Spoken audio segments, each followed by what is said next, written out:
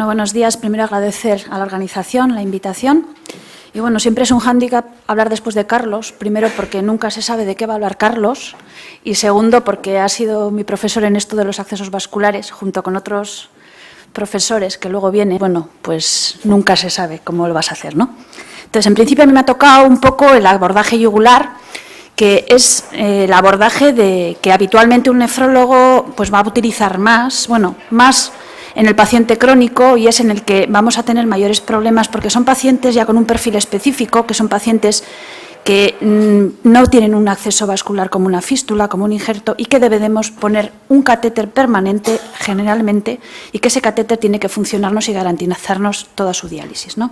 Entonces, en principio, voy a hablar un poquito de lo que es una experiencia personal en este tema, ¿no? Entonces, lo primero, cuando vamos a hablar del abordaje yugular, tenemos que conocer cuál es la anatomía de la vena yugular.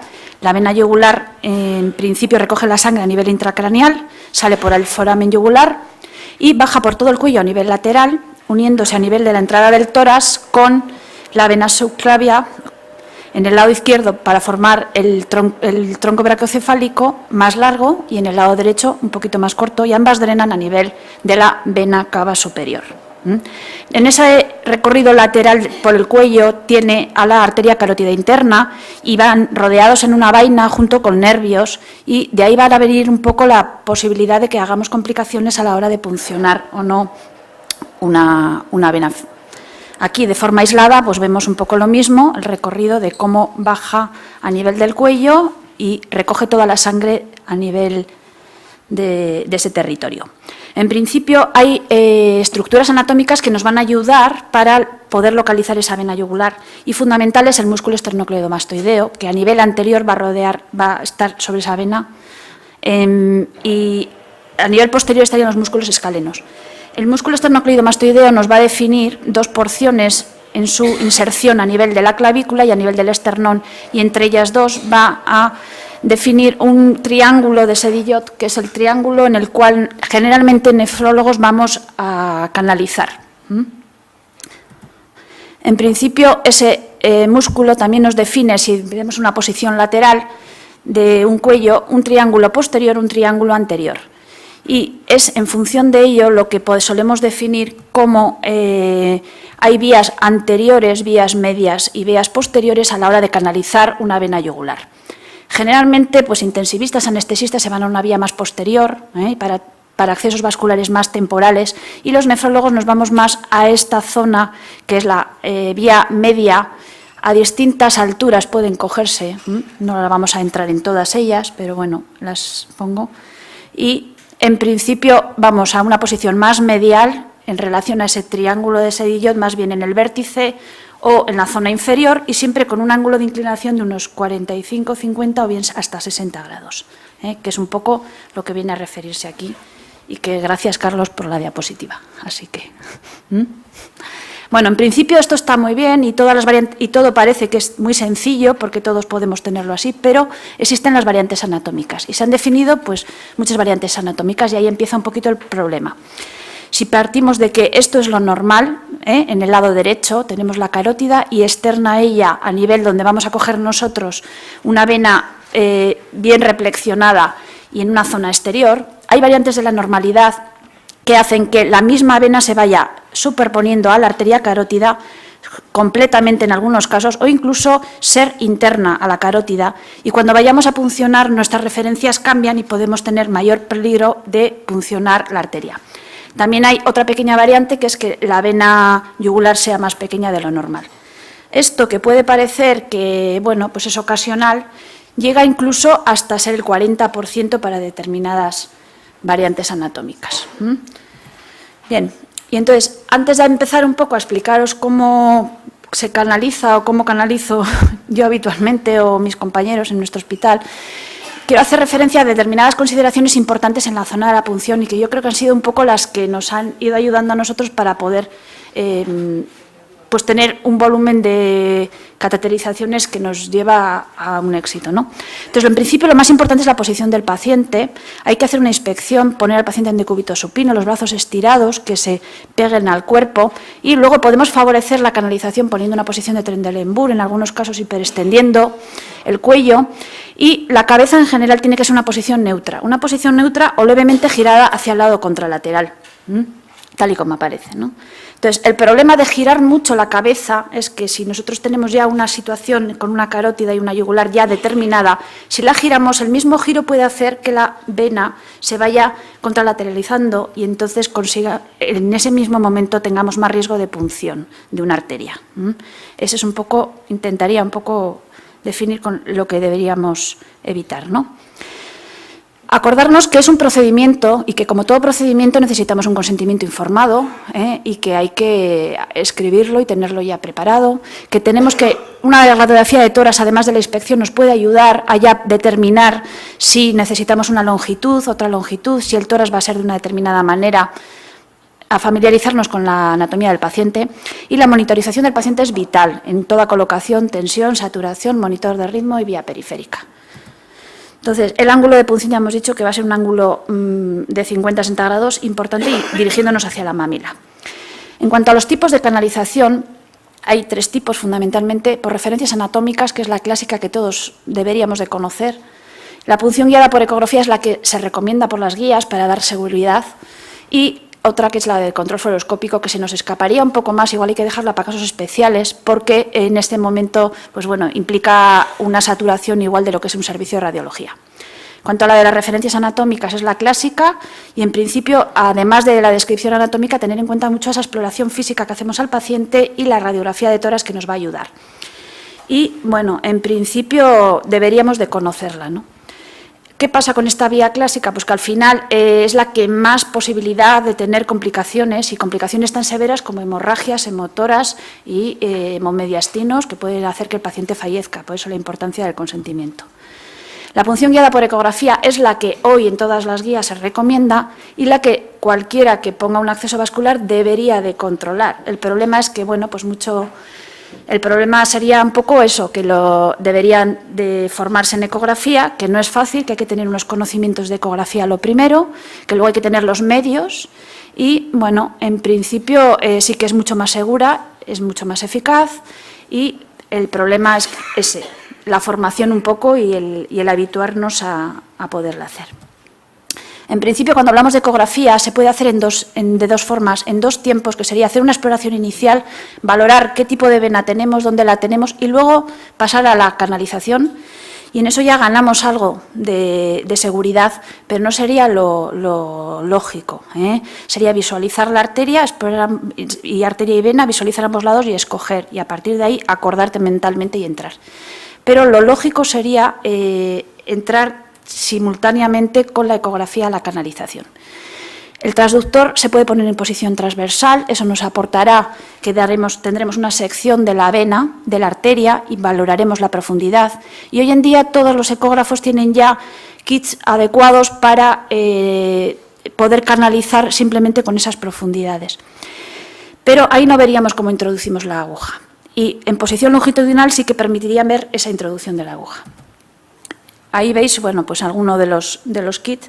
Entonces, en principio, el transductor traería un kit en el que viene el plástico protector, que es todo de material estéril, la gelatina y luego unas piezas que son las que se van a acoplar a este ecógrafo en este caso, y que, dependiendo de la profundidad y de la aguja que utilicemos, nos va a detectar perfectamente en el momento la vena. Eso conlleva el que va a canalizar tiene que aprender y tiene que utilizar una mano para canalizar y la otra para el ecógrafo, y una vez que en el momento ya tiene cogida la vena es cuando ya se olvida, retira el ecógrafo y sigue canalizando normalmente, ¿no? Entonces, eso requiere un entrenamiento y es un poco el hándicap en el que estamos, todos los nefrólogos ahora. A partir de la canalización ya y de pasar una guía, en principio todo va normal. Y la tercera opción sería con una escopia. Sería evidentemente la más segura, habitualmente la hacen los radiólogos vasculares, En nuestro caso colaboramos con ellos y hacemos de forma, bueno, pues ellos hacen la canalización, nosotros la tunelización y permiten en todo momento visualizar la vena, permiten la introducción, ver la introducción del catéter, permite en algún momento dado pues que en pacientes complicados tengas una seguridad que te aporta, pues bueno, mayor seguridad, ¿no? Y entonces el problema de esta es pues el coste que supone y que en los hospitales tal y como estamos, la saturación que podría ser el emplearla en todas las colocaciones. Entonces, una así pequeña, breve nota sobre cómo elegir un catéter. A la hora de elegir un catéter, pues entran muchísimas cosas a tener en cuenta, ¿no? Por una parte, las prestaciones del catéter que nos va a dar, la dificultad técnica, quién lo pone, cuántos lo van a poner, el precio empieza a tener una importancia vital y las características del paciente, si va a ser derecho o izquierdo. Entonces, en todos los hospitales no se puede tener de todo, hay que escoger más o menos algo con lo que te puedas funcionar con todo el mundo y luego a partir de ahí sí que hay que individualizar. Y entonces, en ese sentido, pues un poco lo que comentaba Carlos, la punta donde la debemos dejar, un poco todo eso, y eso es lo que nos va a ir un poco situando, ¿no? Entonces, bueno, la reflexión acerca del catéter vendrá desde qué diseño, qué punta, qué precio, qué número de CAF, qué todo, y todo eso lo tengo que tener en la cabeza antes de ponerme a colocarlo. Porque catéteres hay muchísimos, aquí traigo unos, pero bueno, temporales los de abajo, permanentes los de arriba, y yo ya solo me centro en los permanentes, porque dependerá de la duración prevista que voy a tener, del número de luces que tenga, de la longitud, del material y del diseño. Entonces, y hoy en día tenemos que tener en cuenta, pues eso, aparte los gastos, la eficacia y pensar que a veces también un catéter mejor, por mucho que hay que demostrárselo al gerente, por tener un catéter mejor, pues tendremos igual unos mejores resultados y no tendremos que poner 3 catéteres. Entonces, en principio, una consideración final antes de empezar un poco lo que es la colocación, que sería, la asepsia es fundamental desde el primer momento de la colocación. El valorar luego el que necesitemos un antibiótico profiláctico o no, generalmente nosotros ponemos un antibiótico, lo mismo que en cualquier otra colocación de un catéter peritoneal o en cualquier intervención quirúrgica. Y, en principio, el utilizar dispositivos de sujeción que hoy en día están en el mercado y que nos pueden ayudar a fijar ese catéter hasta que vaya cicatrizando a nivel del CAF, ¿no? Se debería hacer una placa de toras de control mínimo para saber dónde queda la punta, para descartar que haya acodamientos y en algunos casos se puede utilizar inmediatamente o lo vamos a necesitar. En algunos otros, pues a veces puedes esperar, pero en principio serían cosas a tener en cuenta. Bueno, en nuestro hospital, esta es una experiencia de nuestro hospital y en principio, además de los catéteres agudos, pues a partir de finales de los años 90 se empieza a plantear un poco el problema de los pacientes crónicos que tienen que seguir dializándose y que te encuentras con que no tienen una fístula o ni un injerto y es el mejor entonces hay que buscar una solución. En cuanto a los catéteres tunelizados, nosotros empezamos a utilizar un catéter de silicona, pongo las marcas, distintas longitudes, empezamos luego de la mano de Carlos a utilizar el tesio y hemos empezado a utilizar el palíndromo. Entonces os traigo la experiencia un poquito de esa. A lo largo de los años todo ha ido en aumento y es una locura pues de pasar que en el año 99 teníamos 11 colocaciones y que ahora estamos rondando las 80 al año y bueno, es un centro también un poco de referencia de centros satélites alrededor, ¿no? Entonces, también el crecimiento un poco de los tesios como catéter mejor. Se colocan en una sala de agudos, en una sala de rayos o en quirófano, dependiendo del tipo de colocación que sea, pero generalmente lo hacemos en nefrología, en una unidad de agudos. Lo realiza un médico, una enfermera y un auxiliar. El médico, para estar entrenado, se dice en las guías que tiene que tener 50 canalizaciones y recordar lo importante que es la posición del paciente, una placa previa y la monitorización. El catéter Hinman exige una sola canalización, es un catéter de silicona. Es sencillo de colocar, es más barato, pero tiene ese problema de que el material no es el más adecuado y entonces podemos tener acodamientos en la hora de la tunelización. Para nosotros que un catéter funcione bien tiene que ser un mínimo de 300 mililitros minuto, pero con ellos hemos conseguido a veces 400 mililitros minuto y hemos hecho filtración con alguno bien colocado. Entonces, la posición del paciente con la cara en una posición neutra, el cuello, el material, bueno, queda muy terrible para la foto, pero no es para tanto, la supervisora se esmeró en la foto y entonces tenemos aquí el kit un poco del catéter. Hacemos un abón en el que ponemos con una aguja subcutánea la anestesia, a partir de ahí una intramuscular y pasamos a la canalización. La canalización es el momento un poco más complicado y luego posteriormente a eso ya viene un poco en la que nosotros nos relajamos, pero igual es complicada y necesitas tus trucos, ¿no? A partir de la guía tenemos que hacer ya una bolsa, o sea, abrir 2-3 centímetros, que es donde vamos a tener luego el cuello del catéter. En este caso, al ser silicona, es donde tenemos que liberar bien para que no haya ningún acodamiento. Y a partir de ahí luego decidimos con unas mediciones dónde va a ser el orificio de salida.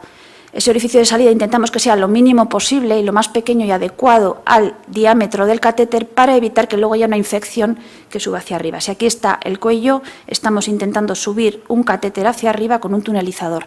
En la tunelización, cuanto más superficial sea y más pegada hacia la piel, mejor. Y bueno, pues ahora en ese caso, la cabeza está aquí arriba, la guía está aquí, y estamos tirando del catéter con el tunelizador. Lo subimos hacia arriba, aquí la cabeza está aquí, ya lo siento por el... Y en principio, bueno, pues lo que sí que es muy importante es que en el momento en que vayamos a introducir el dilatador con el pelador no haya ningún tipo de sensación de resistencia. Si no, siempre hay que... Ese es el problema un poco con la técnica ciegas. El momento en el que introducimos a través del pelador el catéter.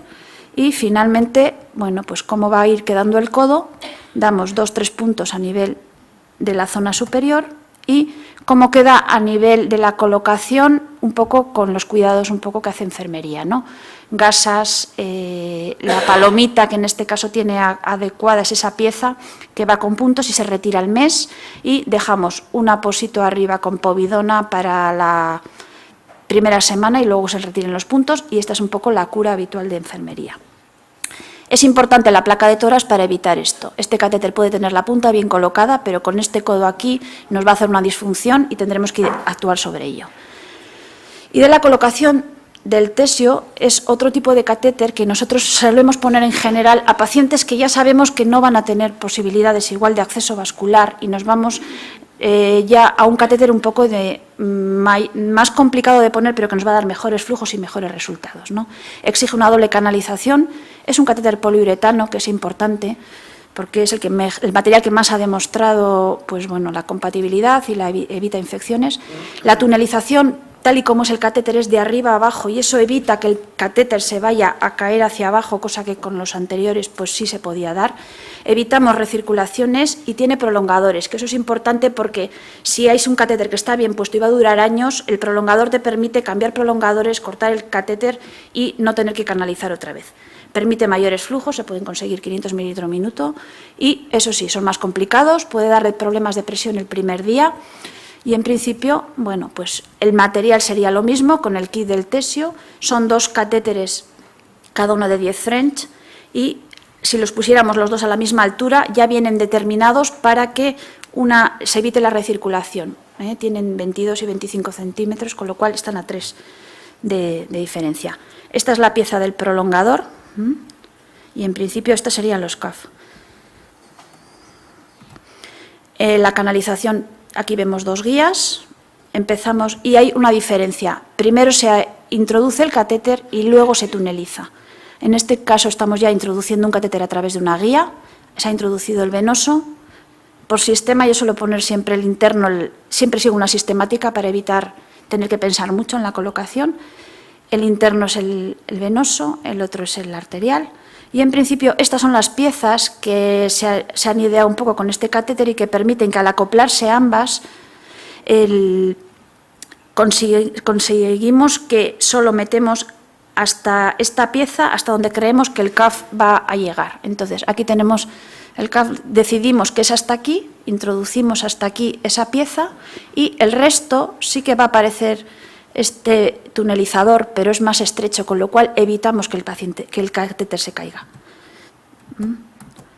Bien, Esto es ya una vez colocado y hecho los orificios de salida y como les ha puesto ya el prolongador con todas las piezas. Es importante, tiene un macho, una hembra y una pieza de adaptación que va a evitar que haya fugas y, en principio, una vez que hemos puesto uno, pasamos a colocar el otro. Importante ponerlos a la misma altura porque vienen con una palomita de sujeción que ya te pide esa determinada altura. Bueno, conociendo un poco el catéter, al final sabes cómo tienes que colocarlo. Y en principio, bueno, pues la cura, el tratamiento antibiótico va a ser, utilizamos una cefazolina como en el catéter peritoneal y después de eso no ponemos nada a nivel tópico, la piel tiene que estar íntegra.